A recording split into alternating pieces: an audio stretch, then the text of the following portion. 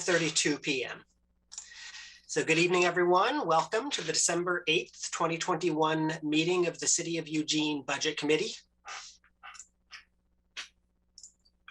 Thank you all for being here.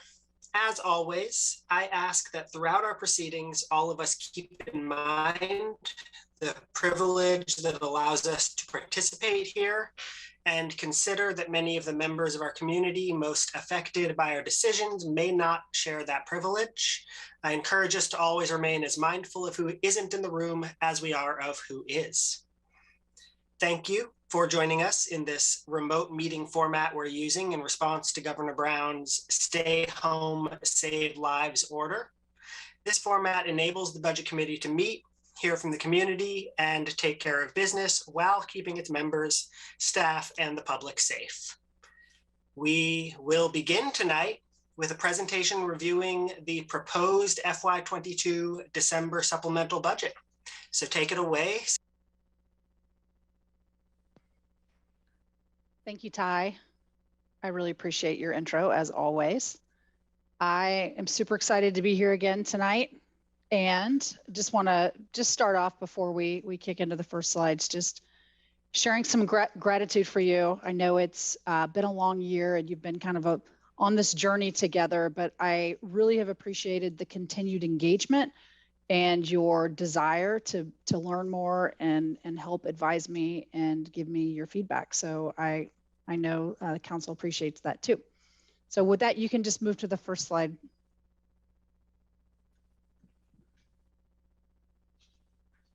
Back to the first slide, the next slide.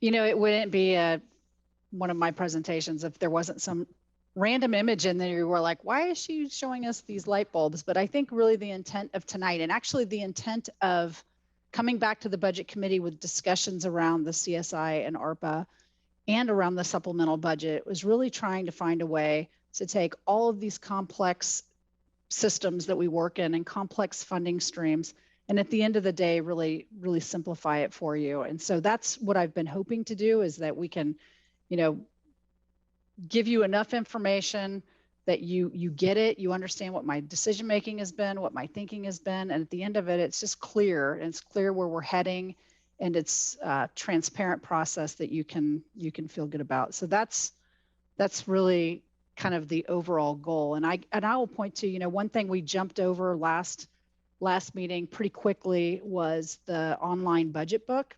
And I think that is a really great example of a way we're starting to just make things easier and easier and easier to track and understand where these tax dollars go and where the public's money goes.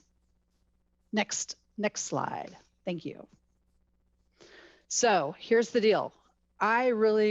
We've been on this like mountain metaphor for a while, and I really want to change the metaphor. Like, I really wanted to be able to say tonight's budget is really just the lazy river.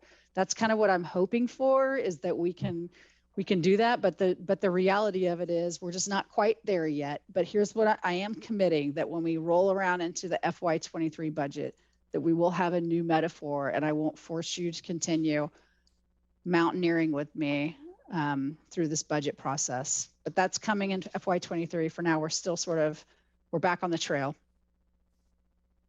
Next slide.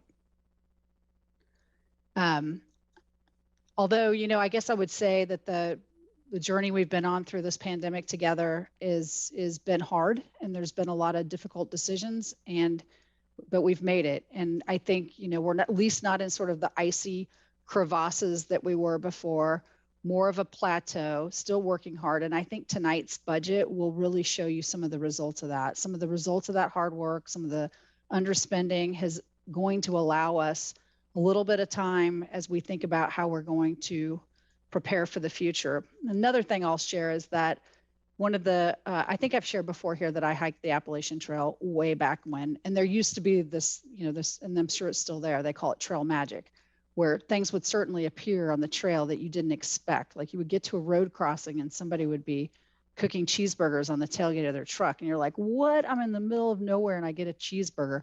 That's kind of how I feel about the ARPA funds and the increased additional revenue in CSI. We got a little bit of trail magic. So we've worked hard We had some trail magic. All of that is going to kind of show up tonight in today's budget. Next slide.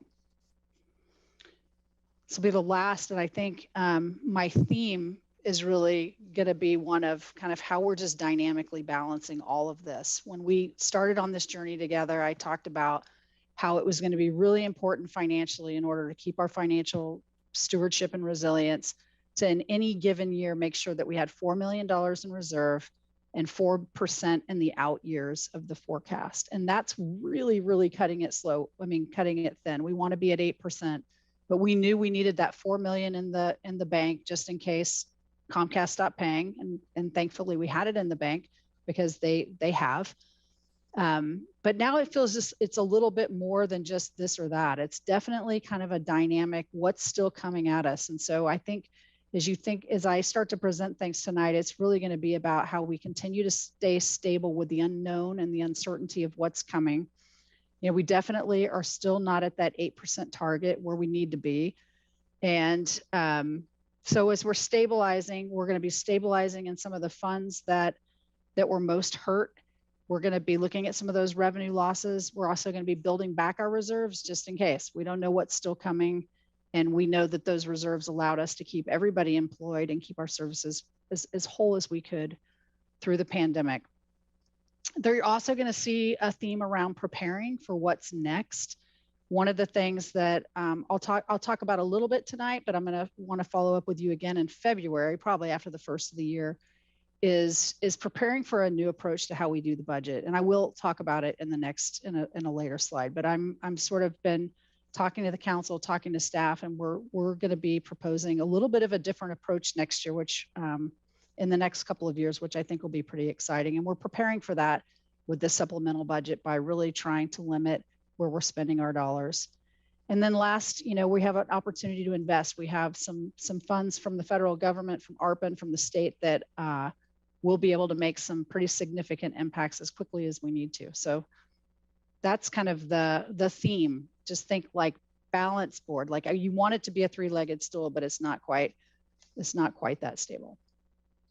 I think the next slide is Twyla. Thank you. Good evening, everyone. I'm Twyla Miller, the Finance Director, and I'll be walking you through a little bit of the mechanics of the SB tonight. So just as a reminder of our financial cycle, we're always working in 3 years. The FY21 audit was complete and results come to council on Monday, along with the supplemental budget. We are almost halfway through FY22 with staff working hard to implement programs and priorities, and planning for FY23 has already begun. During budget preparation in the spring, we do estimate revenues that we will receive and how much we think we'll spend. And this gives us a beginning working capital estimate for what we'll start the next fiscal year with, and it provides us the basis for building the budget. Once we finish the year, in FY21 in this case, we have the final audited numbers of our actual experience, and we true up our budget estimate for beginning working capital and other budget items from what was estimated to what actually occurred. And these adjustments are processed on the December SB. Perfect. Okay, so the December SB is always the largest supplemental budget. In this budget, we true up the audit actions, we recognize grants and other revenue-backed activity. Departments request reappropriations for projects that were started last year that were not completed, and make one-time investments to make progress on community investments. This year, we're also allocating the ARPA funds, the American Rescue Plan that we received last May and been holding in reserve, and also Community Safety Initiative funds. As we discussed at your October meetings, the additional CSI funds were available as FY21 revenues were higher than originally budgeted, allowing for additional strategies to be advanced on this budget. Next slide. So while we'll spend most of our time this evening on the general fund, we'll start here with the non-general funds. So other fund reappropriations and one-time funding requests total a little over $12 million. Most of these are reappropriations for projects and activities that were carrying forward from a prior fiscal year. Some of the highlights for grants or revenue-backed items include the airport. They received 2 grants that are COVID-related, totaling almost $13 million. There are a number of transportation projects appropriated as part of the supplemental budget, totaling $4.7 million. And as we've discussed before, the pandemic had a significant impact on the Holt Center, and we're recognizing the Shuttered Venues grant of $3.8 million. There's much more detail on the non-general fund items in attachment B of your packet. And there are also folks here tonight that can answer questions if you have specific questions later. Next slide. So now we'll talk a little bit about the general fund. The top table here shows the funding in the general fund available for allocation on the supplemental budget. The first item is the ARPA funds at $17.9 million. So these are the funds that were placed in reserve in last fiscal year in June, and they're available now for appropriation. The next item is our traditional marginal beginning working capital adjustment at $9.3 million. So while this adjustment can vary greatly from year to year, this year was higher than average, primarily due to the following items. So property tax revenues were higher than estimated by about $2.8 million. So good news here. We had previously lowered our collection rate for FY21 to 94% based on information from the tax assessor. Our actual collection rate was 95.8%, so quite high, which resulted in higher revenues. Another revenue item is charge for service revenues. These were higher by about 1.2 million, primarily due to reimbursements for Eugene fire response for the holiday farm fires and for wildfires in California. And then the final large revenue item was miscellaneous revenues were about $800,000 higher than estimated due to fire reimbursements from the city of Springfield. And this is related to staffing with the merged fire system. So the remainder is due to underspending by departments and programs. Staff were very deliberate in their spending given the uncertain environment we're operating in. And some programs and services were impacted or delayed directly due to the pandemic. In addition to the direct America Rescue Plan allocation to the city, we're also receiving ARPA funds from the state. And so you'll see that there, we're recognizing that revenue of $3.6 million. And then there's the reserve for encumbrance. So this year it was $4.1 million. So this is an estimate that staff make every spring as we need to set aside money for contracts from FY21 that were in effect but aren't complete at the end of the fiscal year. So we need to make sure we have funds to complete that work in the next fiscal year. So in total, there's $35.1 million in funds available for appropriation on the supplemental budget. So if you look to the bottom table, this shows the recommended use of the funds. And there are a lot of detail on all of these items in attachment A of your packet.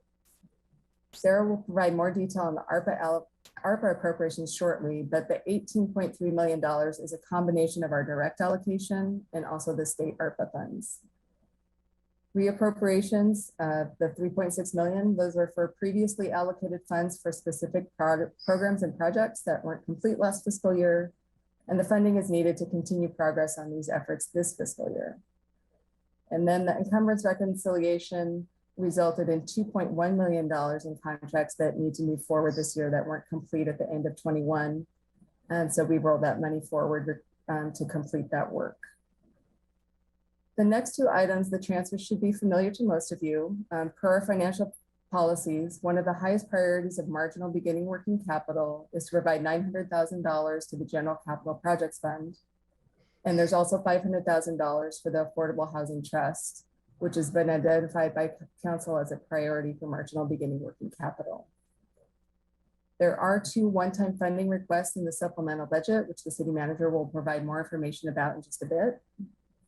So after we fund all of these items, there's $3.3 million left in the direct ARPA allocation for the city of Eugene that we will return to the ARPA reserve.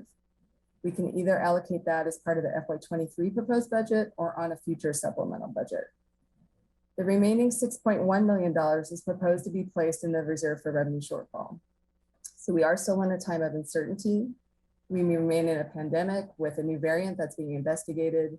And there continues to be great economic uncertainty as we look to the future. There's higher inflation, supply chain and staffing shortages and challenges, and many other uncertainties.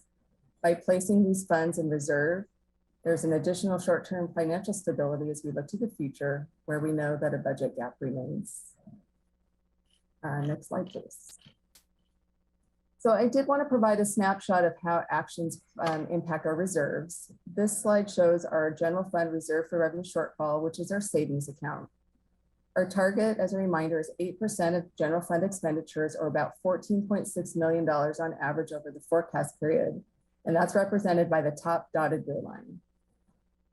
The lower dotted gray line shows a 4% reserve level, which Sarah mentioned earlier. This represents about $7 million annually. So our goal is to not have the reserve drop below $4 million in the reserve in any one year, and have a reserve level of 4% or higher by the end of the forecast period.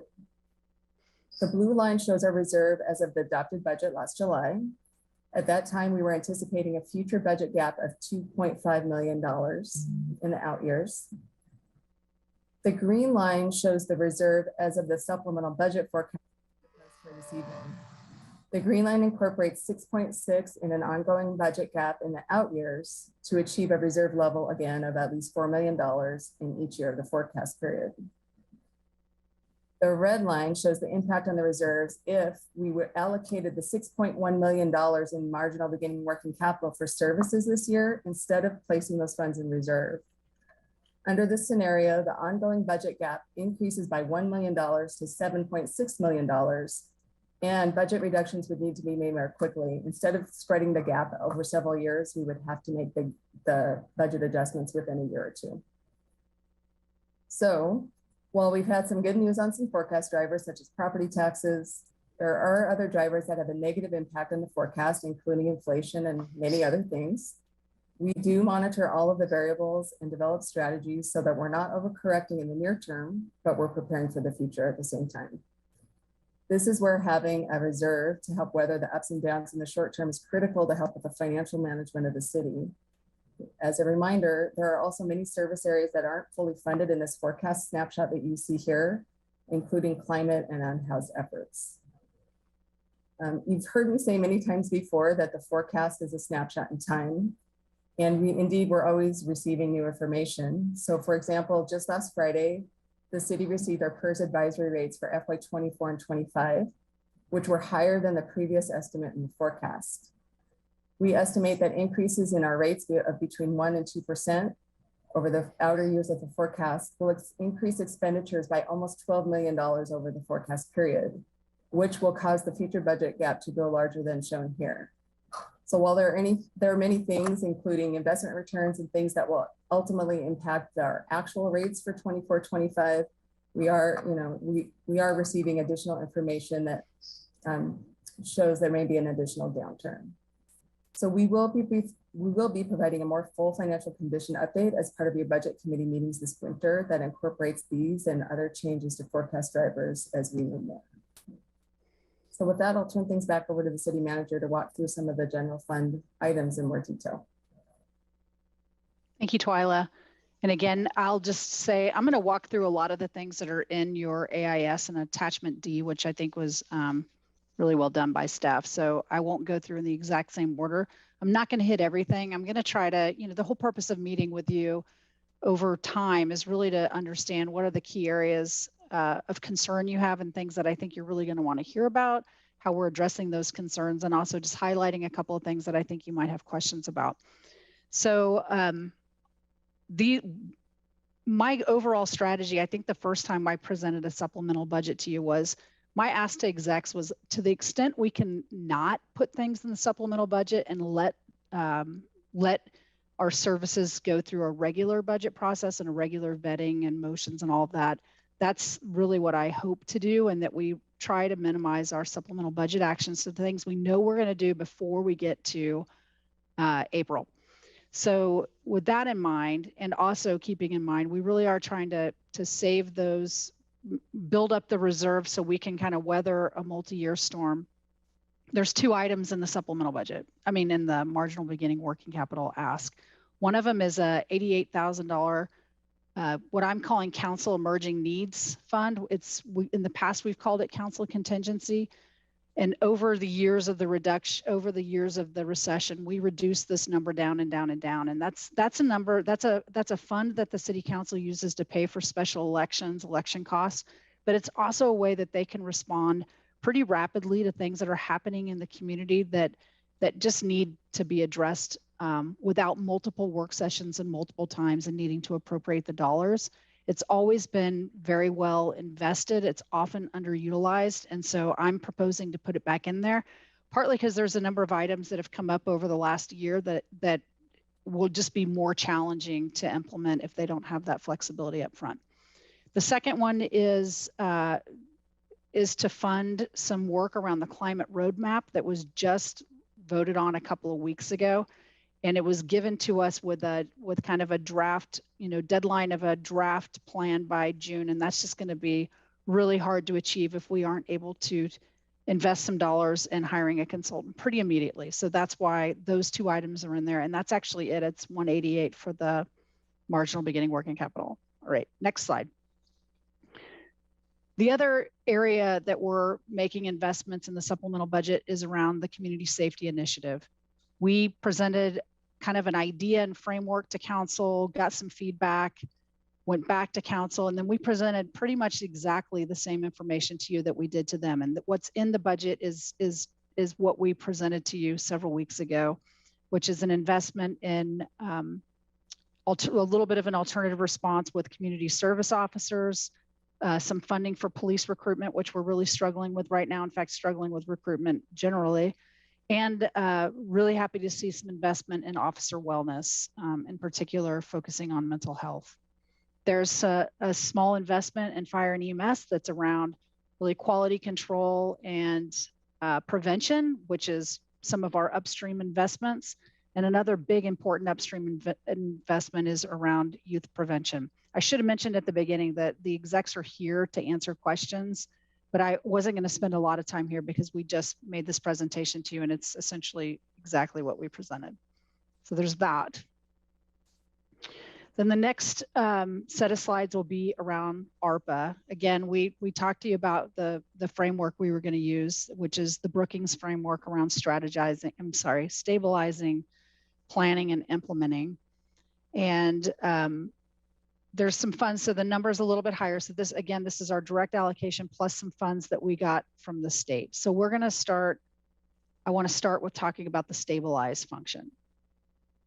Next slide. So the first thing is this is what you directed, or actually what you recommended, was that if we, with the ARPA, that we prioritize continuing the services at Station 2 and not making the reduction that we had planned, and doing an additional adjustment in urban forestry. So both of those are right off the top on the list. Next slide.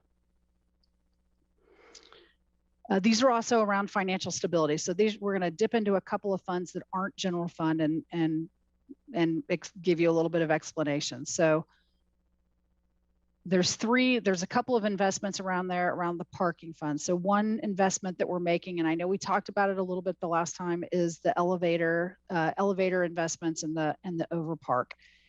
The reason why we're starting to make this investment and some of the other ones are our non-general funds have to save up money in order to make the capital investments they need to either continue generating revenue or protect their investments. So in the pandemic, all of those funds burned through all of their reserves to keep services whole. So they don't have, the funding is not there to do this. So those elevators in the overpark are really important. We have been progressively year by year redeveloping our parking lots in downtown, the open space parking lots, knowing that we were always going to have to rely on this system of garages, and we can't rely on that if they're not accessible and people can't get to the multiple floors. So I think this is an important investment. It protects our ability to continue generating revenue and to continue using those assets in downtown. Similarly, in the stormwater, wastewater, and road funds, those funds save up money to make really critical infrastructure investments at the Roosevelt Yard, which is one of our major facilities that we do response out to the community from. It's very important that we're able to maintain that facility. And so you'll see an investment in that category that we wouldn't normally see, but we're going to use ARPA funds for that. And then the third is around the ambulance transport fund, which will continue to support that fund as it's struggles to achieve its revenues, but there's also an investment in there that replaces the reduction that was made there. So remember last year, there was also a plan to have some savings and a different change in service by going ALS to BLS. Well, we've struggled to implement that. We've struggled to have enough BLS drivers, so that we are going to use funds to continue to stabilize that ambulance transport fund and invest in that. Next slide. All right, so here we get into like sort of the big I think investment out of ARPA that is probably the most substantial. And this is around our unsheltered, around sheltering. So one, it's our unhoused response, and there's a lot built in here, and I know we have folks here that can reply, but this includes our one-time allocation from the feds and $3.5 million that we received from the state that is coming sort of through Lane County to help us with infrastructure. But it includes funding for our safe sleep sites. It includes funding for our camping response, which is our non-law enforcement response, such as park ambassadors, right-of-way cleanup, park ops. It also includes our EPD response around patrol, parking enforcement, towing, things like that. So there's a pretty big investment there. I know we presented on that before as well.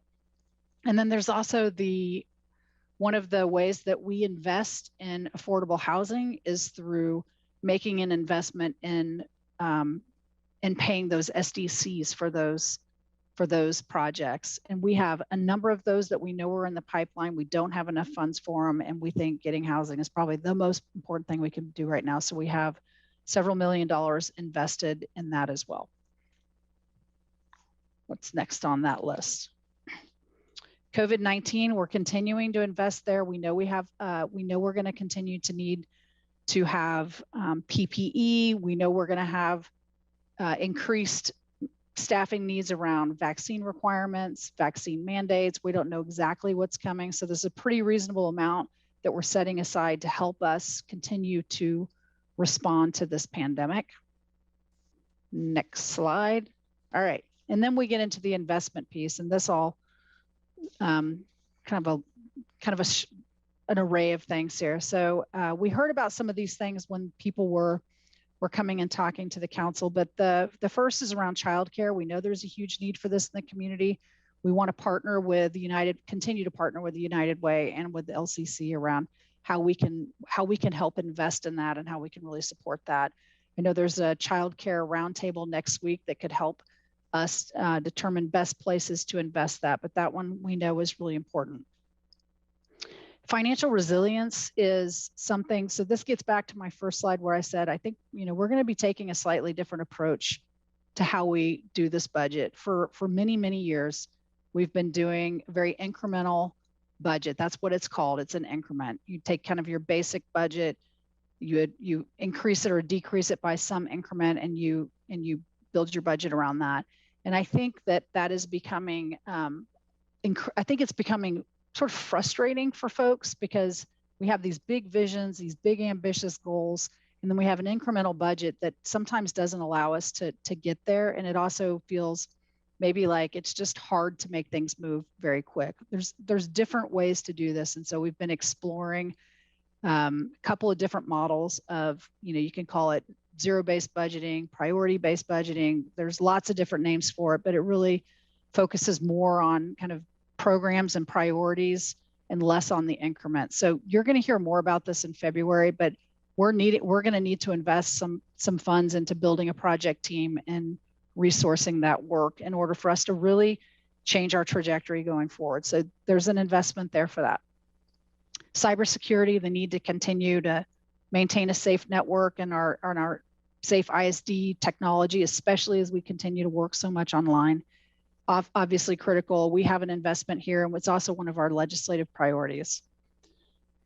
Fire services.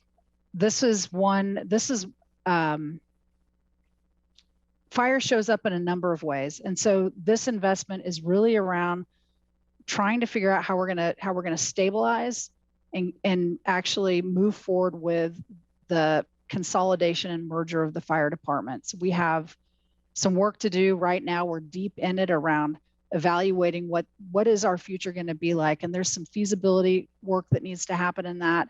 It's probably some auditing work that needs to happen in that, and some resources that are just going to be needed to help facilitate that work. And so you'll see an investment for that. Alternative response study. This is in response to multiple conversations we've had around cahoots and discussions about how do we stabilize and grow our alternative response, whether it's cahoots, which we focused a lot on, but also, as I mentioned, the BLS in our, and that different alternative response from an ambulance standpoint. Really trying to understand like where are we going with this? What's actually feasible? What is the, what do we have happening right now? How can we grow it? And so it's really intended to be a way for us to pretty quickly dive in and see how are we going to grow this network. And we know that's a high priority for folks, but it needs some work. ARPA coordination, we talked about this last time, that we're planning to hire somebody to help with the ARPA, not just the existing ARPA resources we have. We need somebody to help us with some of the community engagement we need to do around this, in particular around the second allocation. And there's so many funds available that aren't about our allocation that we really need somebody just working on in order for us to leverage what's really coming right now, or we're going to miss a lot of opportunities. And so this is really critical and important investment. And then the broadband investment. The broadband investment is just our sort of next step on how are we going to continue to improve and speed up our connections across the community. And this is an important planning step as part of that. So I think that's the last of that slide. All right, so next steps, we'll be taking this to council on Monday night for their final vote. And then in February, we'll get into sort of a rhythm. And I hope this is a rhythm we stay in for the years to come. Just we'll refresh, we'll sit down with council again and talk about their goals. They just updated this in June, so I don't think this is this isn't a massive undertaking, but just a recommitment and a refinement. We'll be updating our financial conditions, and I'll be working with the council and coming to the budget committee with kind of what we're looking at as we look at 23 and FY24 and FY25 around a different process. And then we'll be back in April with a proposed budget and all of the fun we get to have together through May as you help advise, inform, and make whatever we propose better. And with that, we definitely, I know that's a lot of information really quickly, and look forward to your questions and comments.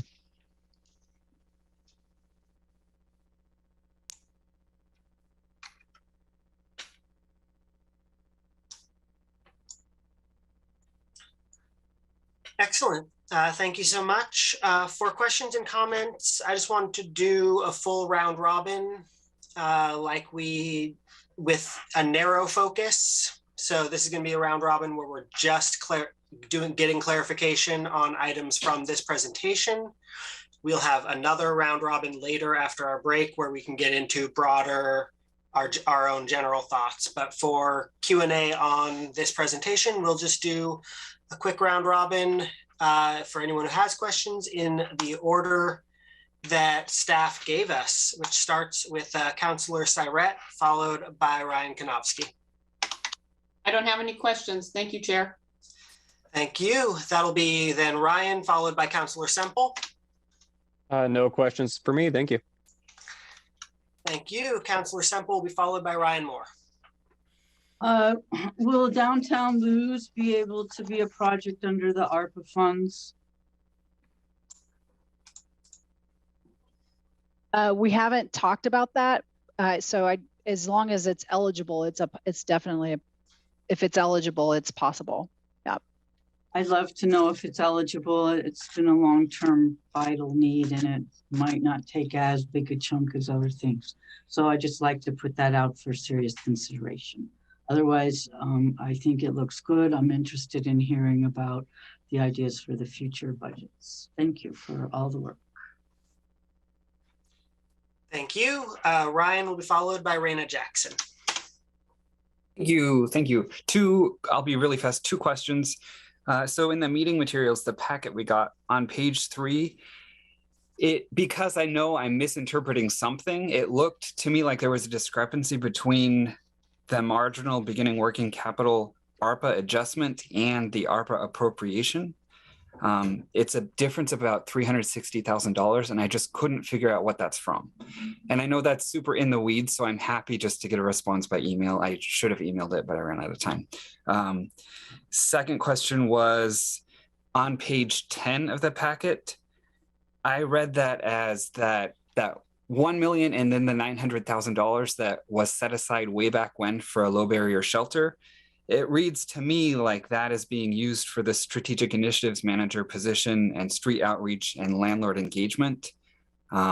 Is that no longer allocated for a low barrier shelter? Or am I thinking about something totally different? Yeah, there's a capital invest. There's money in the operating funds that were intended for that TAC, TAC implementation, and then there's the 900,000 in the capital, and those are two different funds. So the capital stays. Gotcha. Whole. Cool. Okay. Perfect. And assuming the first. Actually, could you answer his first question? Also, there might be people watching who have the same confusion, and I think okay. Good to clear it up. Restate your question, please, on the first one. Yeah, sorry, I feel bad now. Page 3 of the packet, the top table, the marginal baiting working capital ARPA adjustment, comparing that to the first line of the ARPA appropriation, there was a discrepancy of about 360,000. So the ARPA appropriation on the bottom table is actually our direct allocation that we're proposing plus the state ARPA funds. The difference on our direct allocation that we're not appropriating on this budget will go into reserve, which is the ARPA reserve of 3.3. So that top number is really a combination of our and the state funds we're receiving. Does that help? Gotcha. Cool. Thank you. And sorry again. That's all. Thank you. Raina will be followed by Councilor Zelenka. Yeah, I just had one question in regards to how much revenue the city usually generates with parking. I don't know if Denny's here and can answer that off the top of his head. I have an idea, but I could be wrong. I can do that, Sarah. Great. Denny Bro, Planning and Development. Thanks for the question. Before the pre-pandemic, we were closing in on about $8 million a year in parking revenue. And right at the beginning of the pandemic, we experienced almost a 90% drop in parking revenue, but we've slowly built it back. So it is coming back slowly. Thank you. Councilor Zelenka, followed by Councilor Groves. No questions at this time, Guy. Thank you. Thank you. Councilor Groves will be followed by Siobhan Cancel. Thank you, Chair. I'm pretty satisfied with what I've seen already, but I do have one question around the total unhoused community response for 10.9 million. Do we have an idea of how many individuals that will serve?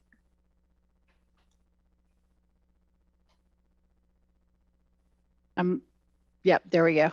I knew that little camera was going to come on. Yeah, thank you, Councilor Groves, for the question. Are you asking around the number of safe sleep sites?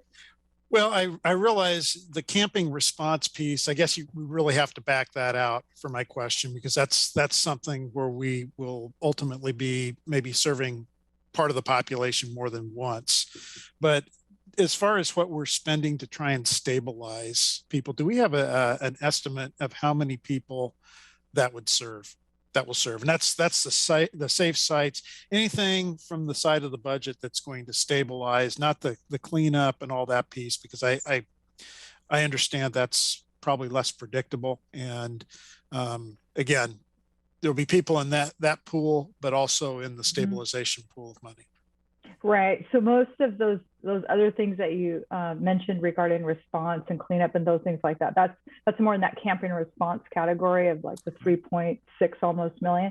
The safe sites are intended to meet council's goal of the ordinance that was passed to establish 500 spaces, 200 for cars, 300 tents. I think I had that right. So basically 500 spaces, but that's more than 500 people, because sometimes there's more than one person in a site. And again, I'm asking this for the public so that they understand when they see some of these numbers, what we're Yeah. talking about. So it could be many more than just the 500 spaces. Yeah, much like what we're, when we report out on the number of tents that are at, the temporary urban sites, there's often multiple people staying within the same tent. So it's the same situation. And of course, we'll have maybe some families or things like that, people that need to be served. And so keeping those folks together. The other piece that's part of this is 75 people that will be served at the navigation center. That's we're putting in $1 million for operations of that facility, which is scheduled to open July 1st. And so. And just to clarify, some of this money, or let me ask this, is some of this money just one-time costs to basically develop the sites, and then the ongoing will be less in subsequent years? Yeah, right. So it seems like a lot of money up front, but what it's doing is investing in infrastructure that then will carry us forward into the future. Yeah, and a portion of that money, remember, is also the state pass-through that's coming through Lane County. So it's the 3.5 million. So that's specifically for infrastructure. So thank you very much. Thank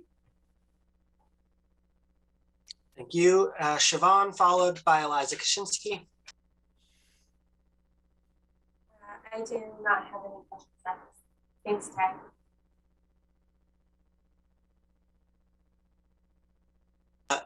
Eliza, followed by Councillor Keating. I think all my easy questions got answered in the presentation. Thank you. Councillor Keating, followed by John Jasper. Thank you, Chair, and thank you to staff for following up to my questions offline about reserves. It's probably been been more than a decade since this body or council has taken up the conversation about what is the appropriate percentage or dollar figure to keep in reserves. So I already got my questions answered about reserves. I think it warrants a larger conversation, obviously, about why the city maintains and where we stack up with municipalities of our size. But for the sake of tonight's conversation, Chair, I don't have any follow-up questions about the supplemental budget in front of us. Thank you. John, followed by Catherine Ryan. Thank you, and thank you for the presentation. One question, which this may be a Twyla question, I'm not sure. Ballpark time frame, when was it known how much money, revenue fire was going to be generating from the wildfire response in Holiday Farm in California and the IGA with Springfield and the vaccine clinics? I know all the other Lane County agencies had done their billing packets January, February. By March or April, they would have known within just a few dollars what they were anticipating to have received. And the importance of this question is knowing that we were going to get $2 million in revenue would have been very pertinent information when we were discussing that $1 million allocation to Station 2 and the pilot program for the community response vehicles. So staff are usually making estimates in the January, February timeframe for the revenues and the expenditures that we'll receive. So we do that work in the winter to prepare for the budget, to set the budget and as we move forward. So there's a lag, there's quite a lag between when staff are making those estimates and when the actuals receive. I would have to look to fire staff for some specifics on timing for some other things like cross billings and things, but generally we set those estimates for all the revenue expenditure types as we're preparing the proposed budget in January, February, and then we true up at the end of the, and in our audit. Oh, certainly. And the money may not have been received, and I get all that. And just, to know that there was $2 million worth of invoices outstanding, it's, from a transparency standpoint and a decision-making standpoint, I would consider it to be a pertinent piece of information that would have may easily, could have affected the ultimate decision that the budget committee made as far as those two motions. That's it. Thank you. Thank you. Catherine, followed by Councillor Evans. Can you all hear me? Yes. Okay, sorry, my computer's freaking out, so I'm keeping my video off for now, so I apologize. And I also can't see the timer, but I don't think that should be an issue if it's even going. Okay, I have 3 questions. One is, I was wondering if we know at this point for the child care assistance funds of kind of what, any more specifically about what that is going to be used for, if it's like subsidies or supporting providers or that kind of thing.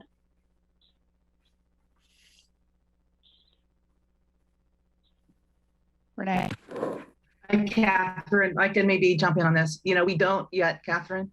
Okay. That's we wanted to wait till we had this conversation to make sure that we actually had support to invest in that upstream effort. And so we'll be getting on that after the first of the year. And likely, probably all of those things that you mentioned. Okay, thank you. And then I was wondering for the money that is included for the Safe Sleep sites on the operations side, as reflected in the supplemental budget, does that run operations through the current fiscal year, or does that include funding for past that time?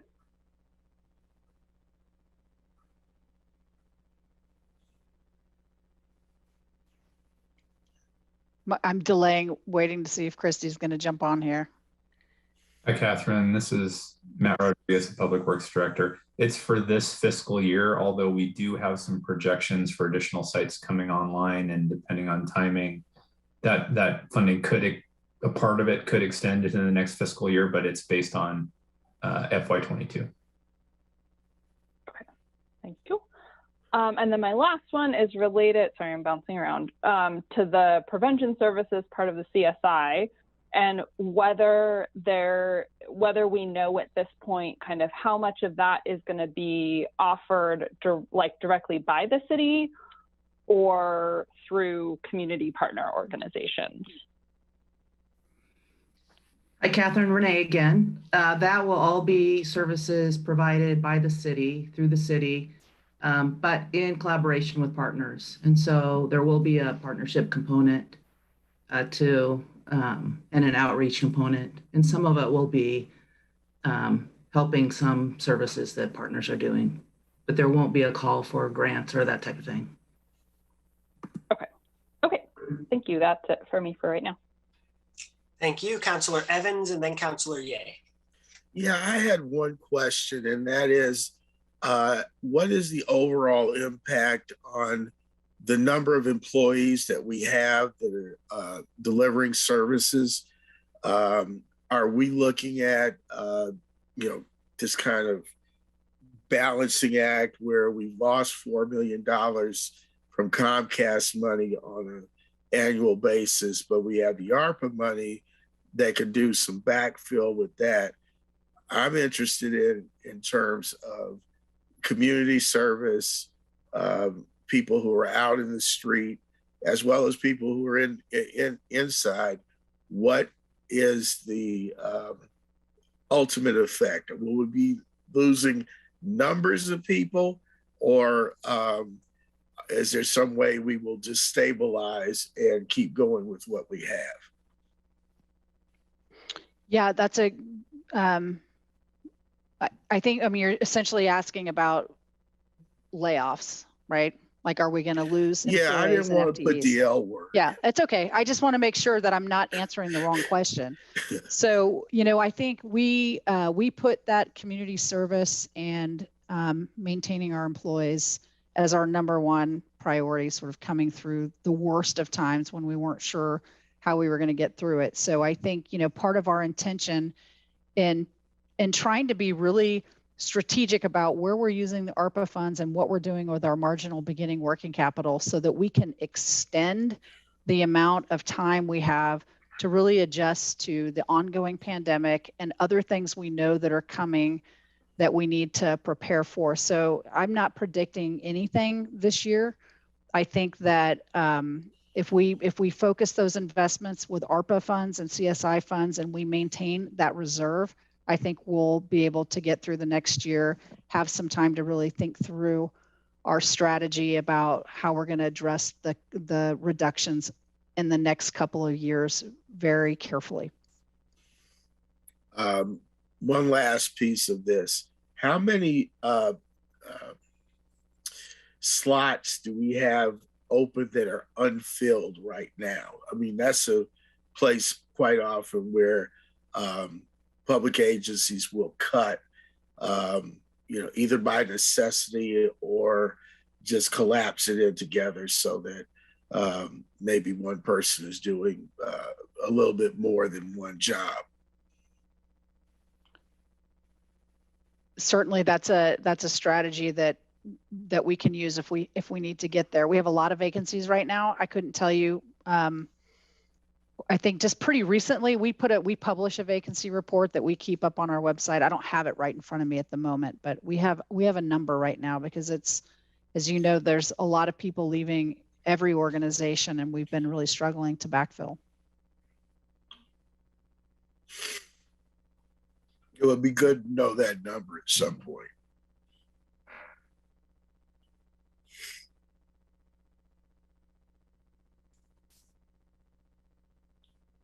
Thank you. Councilor Ye. Thanks, Chair. I have no questions at this time. Thank you. And I do want to welcome our esteemed guest, Mayor Vinnis, as well. And if you had any questions you wanted to chime in with, you're welcome to now. Thank you so much, but I don't have any questions at this time. Thanks. Thank you. And the beauty of going last is that neither do I. Everything got answered already. So we're going to take a 10-minute break now so that we can digest everything from that presentation. And we'll be back at 6:35 for another round robin where we can get into all of our thoughts and open things up a little more broadly in the conversation. So I will see everyone in 10 minutes.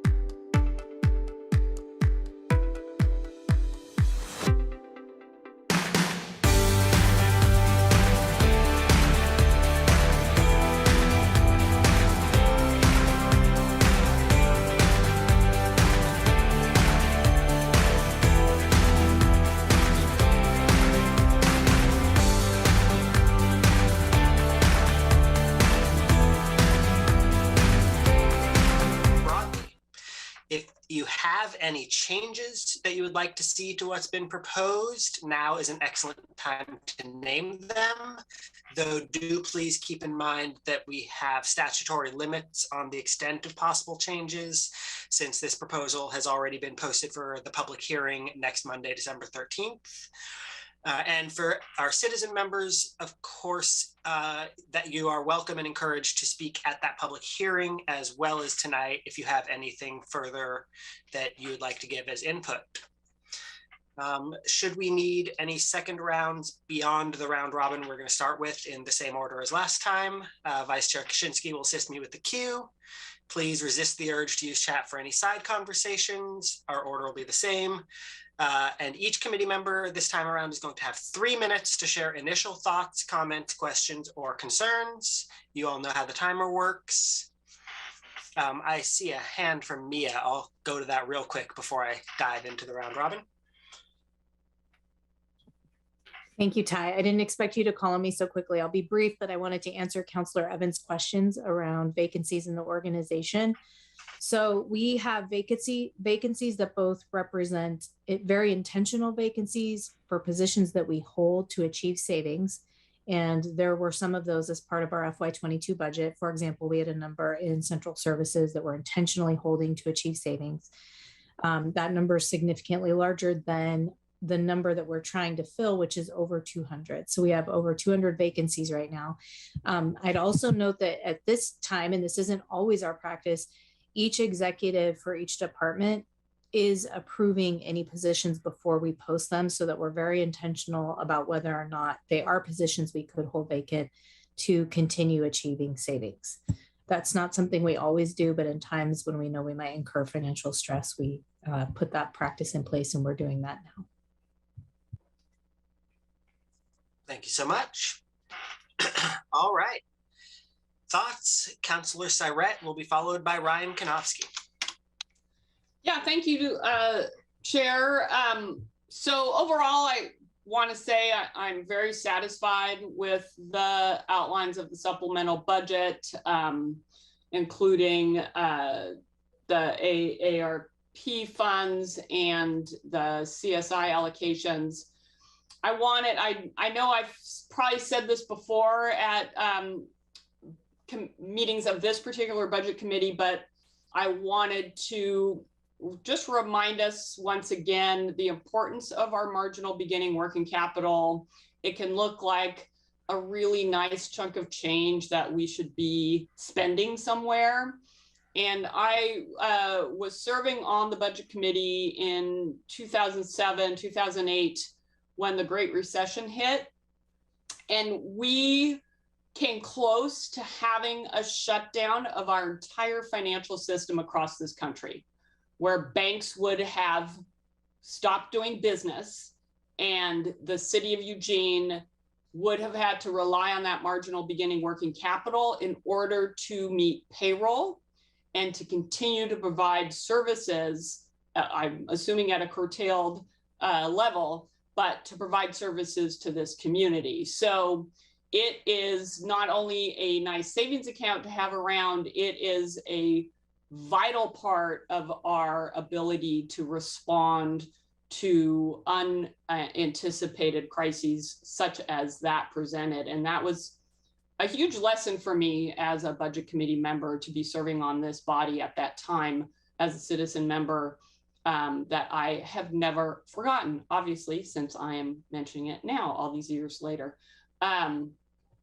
So I really appreciate the city manager and budget staff's work on this, and very much in support of the childcare allocation and the youth services programming that's included in different parts as well. So, and looking forward to the conversation in the future about how our budgeting process might look different in the future.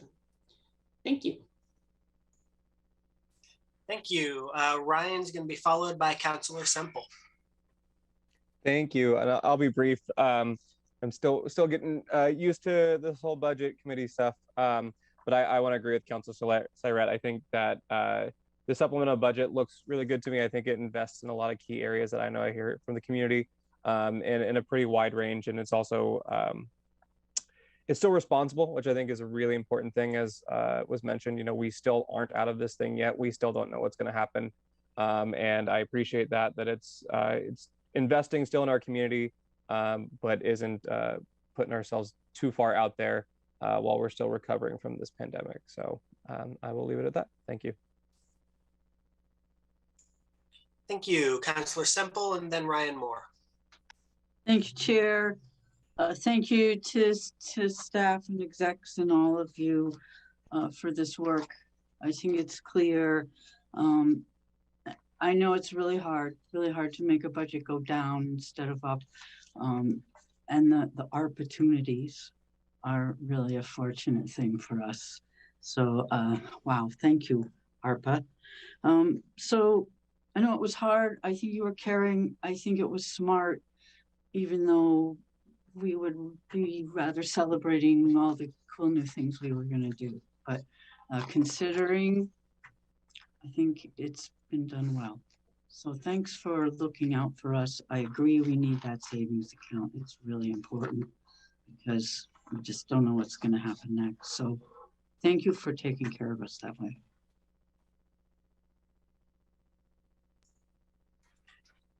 Thank you, Ryan, followed by Raina Jackson. Thank you. I just wanted to start by saying I love the climate roadmap allocation here, and I especially love that it calls out strategies to decarbonize our rental housing stock. I know that's a super gnarly issue and hard to get at, and I've personally thought about, like, how do we do this? It seems really hard, so I'm glad to see it in there. In my day job right now, I am canvassing renters who are being evicted, like in process of losing their homes. And in that context, I know the state rent assistance program is closed. The county is dramatically limited starting this week and will close next week. The number of non-payment evictions has skyrocketed. And so I'm seeing all of this hurt and pain and trauma every week. And I guess I kind of just have a sour taste in my mouth when we're building up our reserves, when there is this much hurt still happening in the community. And I very much do not feel like we're through it. I feel like that pain is just beginning. And so I just wanted to emphasize, I've said this before, if there's any way that we can look more at prevention of this sort of thing, preventing the displacement before it happens, instead of spending so many millions on reaction and response. And I know that's already a priority. I just want to keep underscoring it. And that's not a question, just a comment. To end on a good note, thank you. I know this is a lot of work and everything's moving fast and there's a lot of chaos, but I really appreciate the chance to talk here. Thank you. Raina, followed by Councillor Zelenka. I'll keep mine short because I have some screaming kids playing in the background. But I really do appreciate the opportunity to be here during this process. And I don't have anything negative to say in regards to what I'm seeing. I look forward to next steps and learning more about this budgetary process and being even more involved in it. So thank you to everyone. Thank you, Councillor Zelenka, followed by Councillor Groves. Yeah, I just wanted to echo something that Claire said, which is the importance of reserves. In my time on the council and before that on the budget committee, time and time again, the city's been bailed out by having adequate reserves. And right now we're on the verge of having inadequate reserves. And they're roughly half of what they should be. And that constrains what we can do as a city, and it puts in jeopardy some of the services that we provide and payments that we have to make. So I just wanted to reemphasize that reserves are very important, and we're actually cutting it pretty close to the vest this time around and moving forward. Secondly, I don't really have any, I really appreciate the supplemental budget. I like the allocations that are there. I in particular like the climate recovery funds. I appreciate the roadmap. although $100,000 I think is way underfunded for what we need to do. Probably needs to be double that. I appreciate the CRO planning and implementation, which includes the FTE and the things we need to do to implement the climate recovery ordinance. And that's well underfunded too. But we have a meeting next week about funding for climate action. So maybe we can solve that problem in the long run. Thanks. Thank you, Councillor Groves, followed by Siobhan Cancel. Thank you, Chair. And thank you, staff, for the work in putting this together. I like this format where we include the full budget committee as we're going through these issues. I especially appreciate, I hear from my colleagues all the time, but I especially appreciate hearing from our community members that are part of the group and what their perspective is. This is about what I expect from a supplemental budget. I think it's well thought out. I think there's some strategic investments in here. You know, of course, I wish some of the things didn't cost as much as they do, but that's in some cases we're absolutely not in control of that. So I do think it's a good use of funds, and thank you for your work. Thank you, Siobhan, followed by Eliza Kaczynski. Okay, thank you.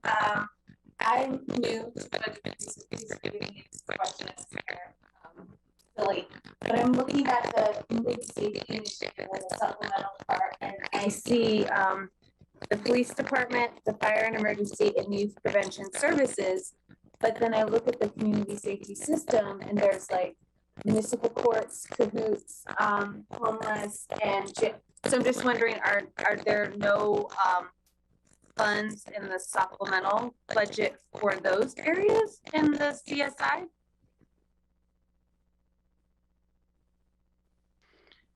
That's correct. So what the supplemental budget is doing is investing the increment and additional revenue that we saw. And so we do have funds from the CSI that are invested there and that we are spending there, but the new increment, we are focusing on these three areas. Okay. Okay, thank you.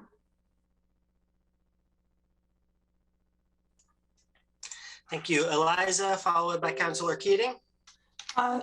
Thank you so much. I've been fortunate to be on budget committee, mostly during a time when we were well above that 8% target for reserves. It's there for a rainy day, and we've been getting, metaphorically, if not literally, record rainfall in the past couple of years. So I'm really glad to see that we're able to build it back up a little bit, given that it doesn't look like things are going to be rainbows and sunshine in the immediate future. Though maybe we'll have lazy rivers, so that would be nice.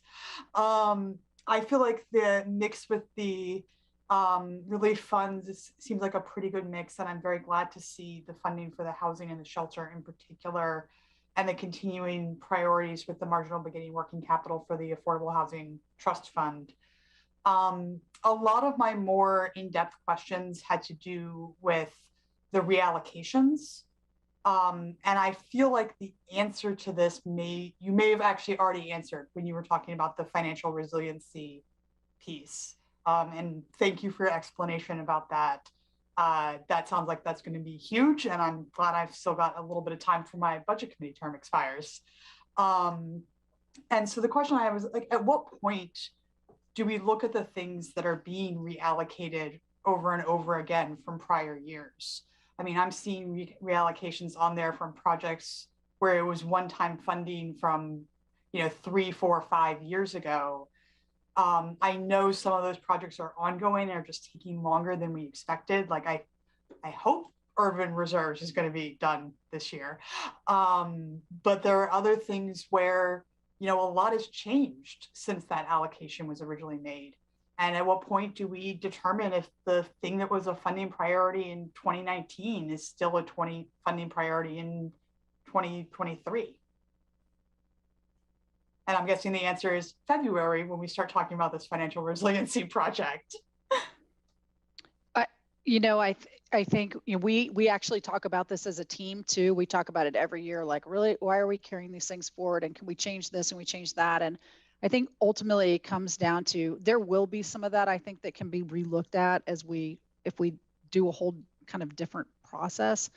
But I think some of it is promises made that and it's due to some staffing issues. So for example, we have pretty high desire to move forward a lot of neighborhood planning work, but we can't get to it. And so we allocate some funds as part of, like, we're ready to get started and we want to commit that we're going to have those funds available, but we don't have the ability to actually staff it until we get several years down the road. So it's a mix of things in there, and I think each one of them has its own sort of unique story.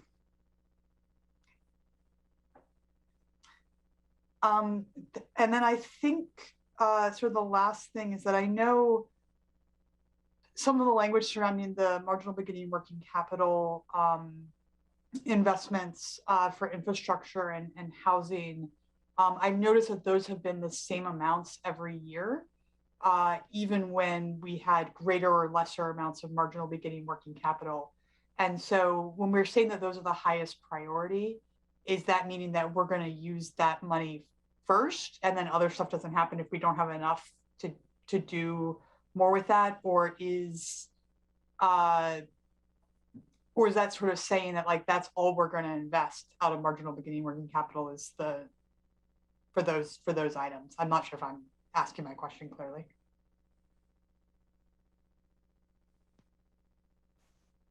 Mia's going to answer that. Yeah, I think I understand your question to be, will we always fund those things, even if we have a smaller amount of marginal beginning working capital? And is that right? It's more, if we have large amounts of marginal beginning working capital, would we fund those things at a higher level? I see. We might in any given year, depending on other priorities or other needs that we have for funding. Certainly we focused on trying to build our reserve in this supplemental budget to the extent that we could, balanced with other directives from council. But the minimum level that we try to stick to is based on policy previously directed, which is $900,000 for the capital program and then $500,000 for Affordable Housing Trust Fund. Again, if we had a year when we really had more marginal beginning working capital than expected or needed, I don't anticipate that anytime soon, we could certainly propose something different than those numbers at a higher level. There's a need for sure, particularly as it relates to our capital assets and capital backlog. Thank you. Councillor Keating, followed by John Jasper. Thank you, Chair. Yesterday, Councillor Groves and I had an opportunity to speak at the Rotary Club of Eugene, and we're asked about ARPA funds. And we really could have used Councillor Semple's wit and wisdom in regards to opportunities. So thank you for the levity, Emily. I want to hone in on childcare funding. And in particular, I want to thank staff for the thoughtful approach in regards to the stated potential for partnering with Lane Community College's stellar early childhood education program. Those kind of community collaborations and partnerships are key, and it warms my heart as a former student, as a former budget member at Lane, and a former board member who helped fight to keep that program alive and afloat, that there's potential for that kind of collaboration. Appreciate the work, and looking forward to advancing this tonight. I do have a neighborhood association meeting in 5 minutes, so Chair, if I have to scoot out, I hope I'm not affecting quorum, and I hope that colleagues will adopt this when we get a chance to next week. Thank you. Thank you, Councillor. John, followed by Catherine Ryan. Thank you. No, that looks good, and I have no further comments. Thank you. Catherine, followed by Councillor Evans. Thanks, Ty. I'm going to do what I sometimes don't always do and kind of take a minute at the beginning before like launching into whatever. And just to say the thank you and the appreciation for having this meeting again this year and creating this space. I really do appreciate it. And also just to recognize the really difficult job that staff and the city manager have in trying to balance like literally a million different priorities and perspectives on all of these things. I've been on that side of it and I know that it's really hard. And so I really do believe that and feel that. And I think that my understanding of part of our role, especially the community members of the budget committee is to sort of bring forward and reflect the concerns and the needs in the communities that we're connected to and that we're part of. And so to that end, I want to echo the support for the child care funding. I have a kindergartner. There is no after school care available. Like there's literally nothing that even like, it's not a cost issue. There are no spots. So this is something, it was an issue before the pandemic. It's just gotten exponentially worse. And so this feels like a really great place to be using ARPA funds to be, you know, kind of whatever the appropriate place for that in that system is. I'm really excited about that.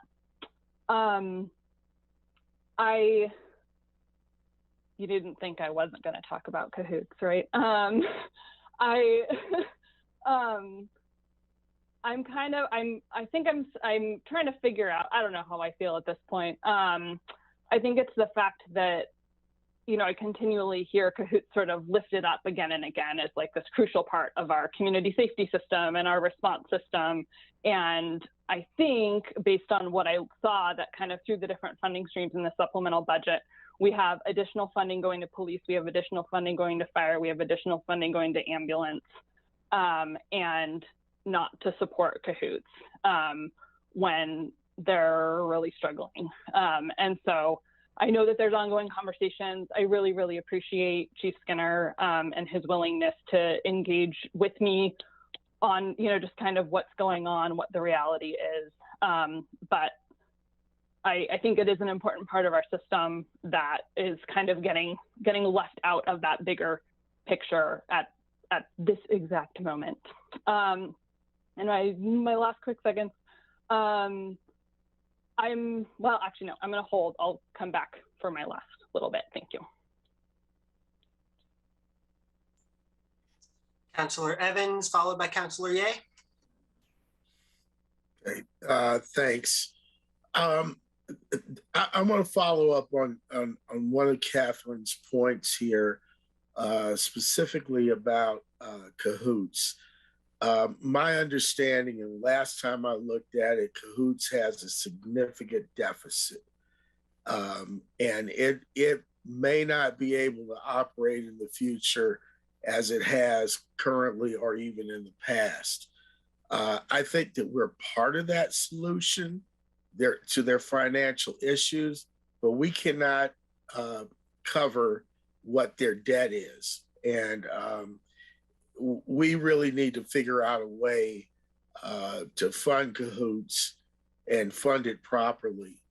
You know, we looked at the CSI for some of this, and I'm still supportive of having a chunk of the CSI going to cahoots and cahoot style programs, because it relieves the police from having to, you know, go to calls that don't require a police response. But my other point is, as we move forward, 2 points. One is I think this is the first time ever that we have had all of our budget committee members meeting with counselors on a supplemental budget. And I think that shows a lot of responsiveness on the part of staff. So I want to applaud you for that. And my other question is more directed at Chief Skinner. And that is considering the staff deficits that you currently have on the department, I just want to know when or if we can get to a point where we could get some of our police officers out of their cars, onto bicycles, interacting with the community. I just saw something on CBS News or NBC that they're doing that in Wisconsin now. So I know we have cops downtown, but there are other neighborhoods that need service. Yeah, thank you for the question, Councilor Evans. I apologize for the quality of my video. By day, I'm your police chief, and at night, I seem to be a hockey dad. So that's what I'm doing is dual duty. Yeah, we would love that. We would love to get to a place where we're more engaged and have enough staff to be able to have that discretionary time or unobligated time to not be going from call to call to call. My staff would love to get there too. I think one of the things that's important to note, which is interesting when you look at nationwide law enforcement, is the officers per thousand ratio on the West Coast, and in Eugene specifically, hovers about 1.12 officers per thousand. You go to those agencies like agencies in Wisconsin and on the East Coast, and oftentimes there's as many as 2 to 3 officers per thousand. Some of that has to do with the wages they pay and the density that they have. But when you have that many resources for a city, for cities that size, you have the ability to really do the kind of community-based policing you want to do, and being out of your car and doing the foot beats and the bicycle patrols and doing those kinds of things. So I will always endeavor to try and get us to a place where we can get out of our cars and do that.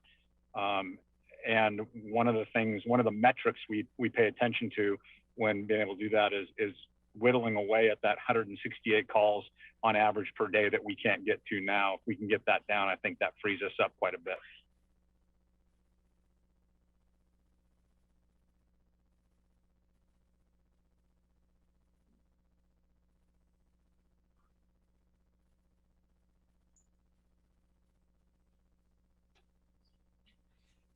Thank you very much.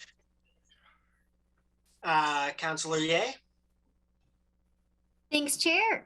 So I want to appreciate staff's obvious really hard work in figuring out the priorities for the supplemental budget. I think you did a really good job, and I am very supportive of the mix of things that were chosen. I did want to point out that at least my understanding of the alternative response study is that it will directly affect our ability to support cahoots in a way that is responsive to their needs. So I kind of have seen that, unless I'm misunderstanding that, is as a commitment to supporting them. So if that is not what that does, I would appreciate clarification, because that's what I thought the point of that was. And I think it's great. I mean, I work for a place that gets public support, and if that agency was willing to do a study of how they could better help me, I would be very thrilled. So I think it's a great idea, and I very much support it. And that is all. Thank you. Thank you. Once again, I want to invite Mayor Vinnis to offer thoughts if this broad conversation is a slightly more fitting moment. Yeah, no, I think all of my colleagues and members of the public members of the budget committee have really covered all the issues. I am particularly hopeful by the choices of the investment of the ARPA funds as well, the child care. And I would agree that the alternative response, I mean, it's cahoots, but it could be other things as well. And I think it's good for us to be, really important for us to be looking at how we are delivering better alternative services to folks on the street. So I'm very, very happy with the way this looks. And I am also very happy with the investments in moving forward on our climate goals and the roadmap and and our other investments in the CRO. So thank you for this work. It's very, very balanced and very thoughtful, and it's very clear. So appreciate the presentation. Thank you. And that brings it to me. And I want to echo what everyone has already said about how thoughtful this supplemental budget is. When I look at it, what's striking to me is how much I can see our prior conversations in it. The degree to which I can see on the pages that our feedback has been considered and taken into and built into the way this budget is structured is just really, really nice to see. So I know that takes a whole lot of work to get to a place where it can show up that way on the page. I know that wasn't an easy thing to do, and I'm just very happy to see the degree to which that was done. Yeah, I think this is a very well done document. I appreciate the way it balances so many different priorities and the way it also keeps a relatively reasonable amount of money back in reserves, and the trade-offs all make sense. And so yeah, very happy with it. Love that we're going to invest in childcare. There's a few little tidbits like that are just really excellent additions. And so thank you so much for all the work that went into it. I really appreciate that.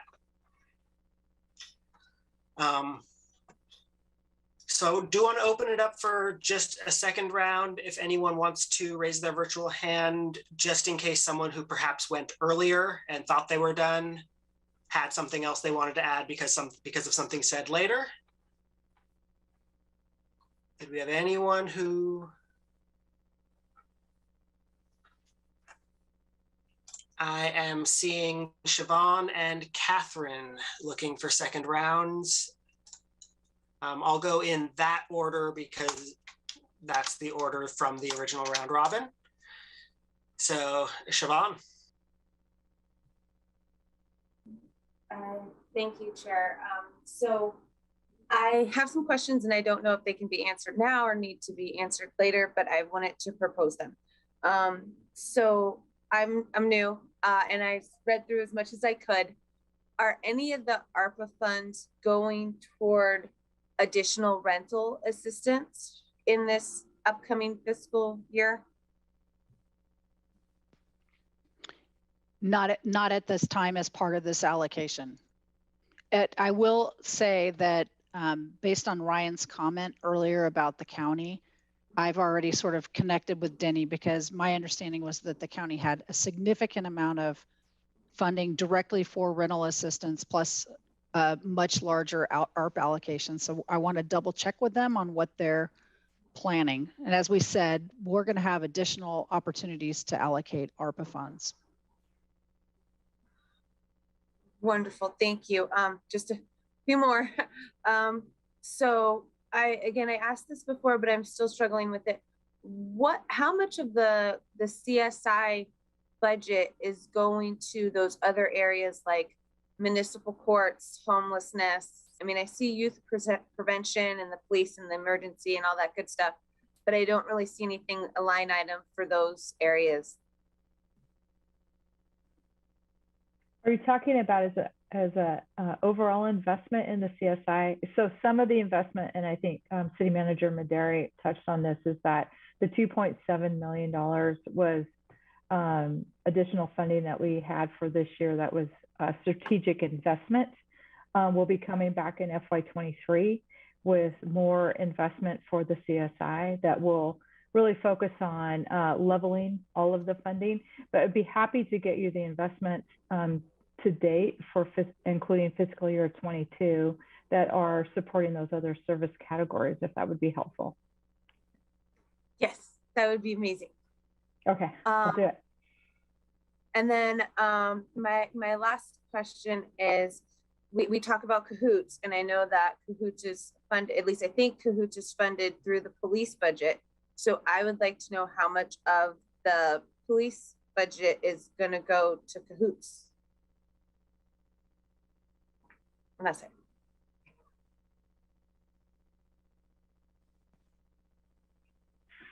This is where Sarah pauses, waiting for me to get on.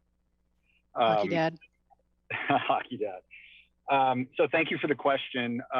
So we're in the middle of obviously FY22, and so we'll be building the FY23 budget here shortly. So that number may change in FY23.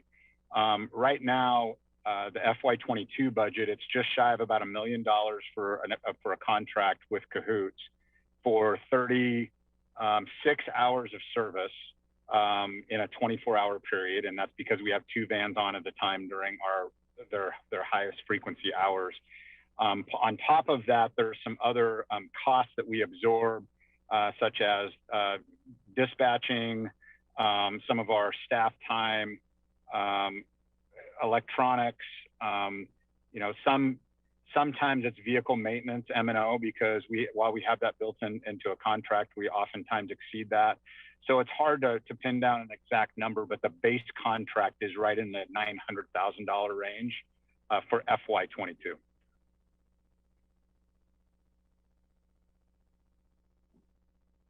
Thank you. Thank you. Catherine and then Ryan. Thank you. I was wondering, sort of to Councilor Ye's point, I don't know if city manager, it's you, or sort of if there's someone who could speak a little bit more to the alternative response study and sort of what I think maybe like next level of detail from the presentation of just like what, I think I would like to know what the timing is for sure, and kind of how that relates to the 23 budget development, and then kind of what the anticipated kind of goal, like what things we think we want it to tell us. Yeah, so sort of like what Renee said earlier, we needed to make sure you were going to be like, yes, we want to move forward with this. So we haven't scoped it out in a lot of detail, but what I'm trying to be responsive to is the conversation around we need to do 2 things. One, we need to stabilize our alternative response system. We have talked a lot about Cahoots, and we've also talked a little bit about, I keep throwing in our BLS ALS response because they're not the same response, but they are very related in terms of what are kind of that first response needs in our community that are probably a system that needs to grow that isn't completely stable. And I would put some of those low acuity medical calls in that same bucket of things we should be looking at the kind of the same time. So for me, it's been how do we stabilize it and how do we grow it? And I think before we decide we want to, invest however many more dollars from CSI or ARPA or general fund into Cahoots or the medical system, we really need to understand what's the real need. Where are things really hurting on the edges? How do we grow it? What's the best way to do that? And I think in context of the overall social service stabilization that we're talking about at a county level, this is probably more specific into these 2. So yes, I think to Councilor Ye's point, the intent is to really provide the information you need to determine, hey, this is the level of investment we want to make in this service. And or here's how we want to scale it up, or I hope it answers some questions. And I know, Whitebird has provided us some information, and we'll take that information and need to work with them too. So I think it's intended to provide you the information you need to understand how to make those best next investments. Okay, thank you. I really appreciate that. I think my concern in just, looking at the blurb and the thing was that it was like, we're going to do a study and find out that Cahoots is a thing we should do, so I think that's helpful to have that, no, we're sort of starting from this place of recognizing that we have these bumpy places in our system, and what do we need to do looking forward, and what really needs to happen there. So that makes me feel better. I appreciate that. And thank you for kind of explaining that a little bit more.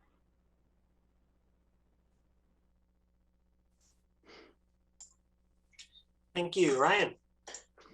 Thank you, and I'll be fast. On the topic of rent assistance, this might be a chance for me to be useful instead of annoying.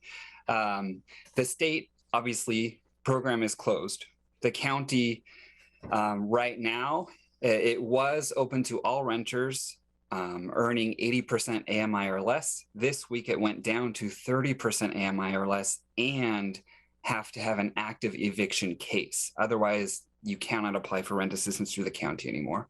The county agreed to do that instead of closing it entirely because we have a lot of low-income folks who, without the ability to apply for rent assistance, not only will they not be able to pay rent, they don't get to take advantage of that 60-day safe harbor, where when you apply, your eviction is paused for 60 days, which means start to finish, you can get your notice and be removed from your home in about 3 weeks instead of 3-ish months, right?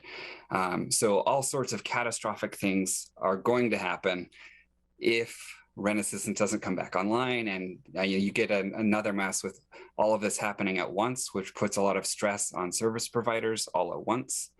And so the legislature has a special session December 13th. I think the proposal right now is to allocate $200 million for a mix of things, hopefully a large chunk for rent assistance. There will be other stuff though. So hopefully in a dream world, rent assistance programs come back online December 13th instead of the county closing completely to everyone on December 13th. But we shall see.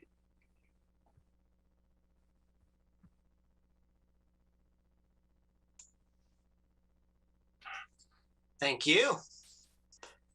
I'm not seeing any more hands, and my general sense is that we have had good opportunity as a committee to share all of our individual thoughts. So unless anyone else wants to throw a hand up real quick, I think we have achieved the main goal of our meeting tonight in allowing the members of this committee to share with staff and council their thoughts on the proposed budget. So since no hands shot up as I said that, I'm going to move on to the minutes from our last meeting, which did get emailed out this afternoon. I would welcome a motion to approve those minutes. I move we approve the minutes. Motion from Eliza Kaczynski. Do I have a second?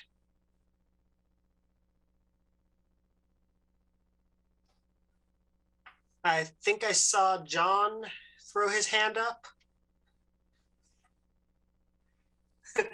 And then a hand from Rena, then a virtual hand from Ryan, but I think I saw John first. So motion to approve. I'll make a second. That's what I thought that we were getting at there. I was worried the minutes approval was going to die for lack of a second. So my hand is for a question, actually, when we get to that piece. Perfect. Before we vote, any questions or comments? Ryan? I saw that there was some deliberation and discussion that wasn't included in the minutes. And I personally, for other meetings, I think it's really helpful to have that sort of thing in the minutes. I just was wondering if that's possible for us to do. Does that make sense?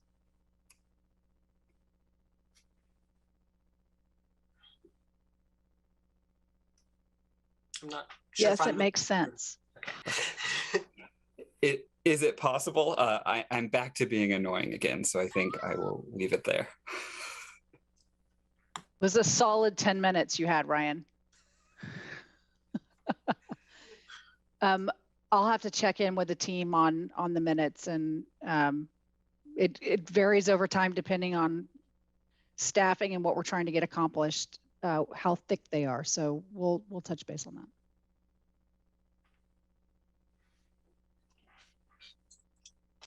With that, are we comfortable?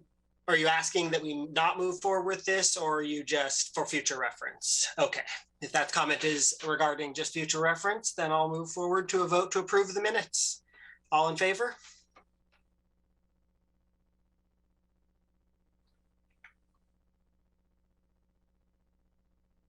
I'm seeing 14 hands, which I believe is how many committee members are here at the moment. Any opposed, just as a double check? Any abstentions? That's what I thought. Minutes approved. All right. With that, the last thing is just to talk about next steps. Next steps for the supplemental budget are that it will be going to council on Monday for the public hearing and potential action. So at this point, anyone with any further thoughts on the supplemental budget has a public hearing available at which to share them. As for next steps as a budget committee, we will be meeting in February to go over financial conditions as we talked about. So that'll be our next meeting. Until then, everyone can go have some fun in their lives and do what they need to do. That date and the dates of the spring budget committee will be announced within the next couple of weeks. So do keep your eyes peeled for those save the date emails, and any additional questions you have, as always, email Vicky. And with that, this meeting is adjourned at 7:20 p.m. Thank you so much, everyone. Have a great night. Thank you, Ty. Great meeting.